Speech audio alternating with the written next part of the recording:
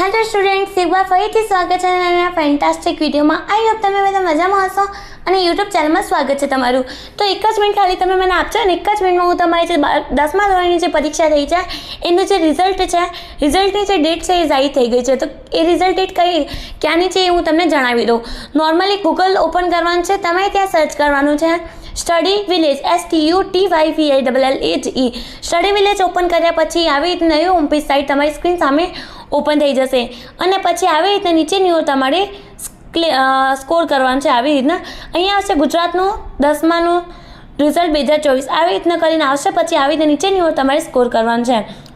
આવી રીતે નીચેની ઓર સ્કોર કર્યા પછી અહીંયા લખીને આવશે, એક જ મિનિટ. ઓકે, આજે સાંજે 4:30 વાગે તમારું જે રિઝલ્ટ છે એના આવશે. એટલે કે 17 એપ્રિલે 4:30 વાગે 10મા ધોરણનું હિન્દી, ઇંગ્લિશ, ગુજરાતી મીડિયમ ત્રણેય મીડિયમનું રિઝલ્ટ જાહેર થઈ જશે.